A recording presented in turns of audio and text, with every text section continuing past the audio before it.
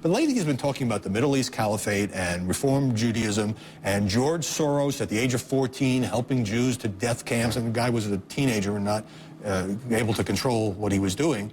But here's where you see... Is that where he's undermining himself? But also, that it is certainly true that this medium has to become more and more outrageous because of the economic pressures on talk radio, the aging of the audience. Because you can't make the audience bigger, you have to get people to listen longer. But this is where Beck is not atypical of talk and Fox. He is typical. That the economic dilemma he finds himself in is the same as that which led Rush Limbaugh, who, remember, endorsed the Dubai port deal back in 2005, to now spin ever more wildly since 2005, and especially since 2009, that affects Mark Levin and other broadcasters. They, too, are caught up in this need to be ever more. I mean, it's not just Glenn Beck who calls the president a Marxist. Is there a concern, Jennifer, that if you take on a Glenn Beck, if you're somewhere on that spectrum, you know, it's easy for liberals to take pot shots at Beck because it just plays to their base. If you take on Rush Limbaugh, that they'll come after you, that they have a very big megaphone and they can really target you.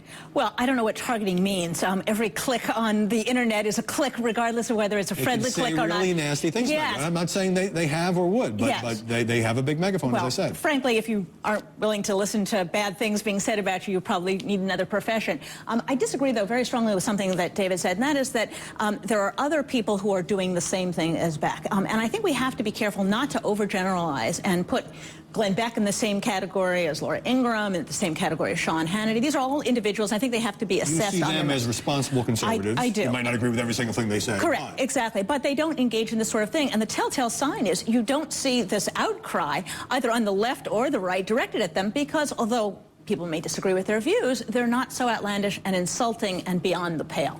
Roger Ailes, the Fox News chairman, told me in an interview a couple months ago that he had said to Beck, as the targets piled up, what the hell are you doing, man? You're trashing everyone. Should Fox rein in Glenn Beck?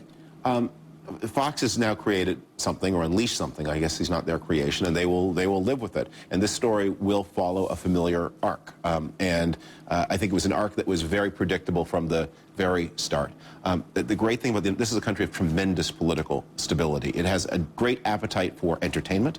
It has a great appetite for the outrageous. But in the end, people want responsible solutions. And the challenge for people in the conservative thought business is to say, as the country suffers through this terrible recession, what do we have to offer as a way of making things better? And maybe if Beck does continue on his decline, it's a challenge to all of us to say, all right, now can we come up with some true explanations of what's happened and some useful ideas for how to make things better? It's easier for partisans on both sides to tear down, to denounce, to needle, than it is to offer constructive solutions, because that's the hard part, right? Whether it's the economy or anything else. Exactly. But I think it's wrong to say that conservatives haven't offered an explanation. David may not agree with the explanation, of course, but there have been everyone from the Wall Street editorial board to Wall Street Journal, to my former colleagues at Commentary, to the folks at the Washington Post, offering all sorts of explanations and solutions. And among the people offering explanations and solutions are those who want to be president, which leads me to my tease. Up next, Fox suspends its contracts with Newt Gingrich and Rick Santorum, but keeps Sarah Palin and Mike Huckabee on the payroll.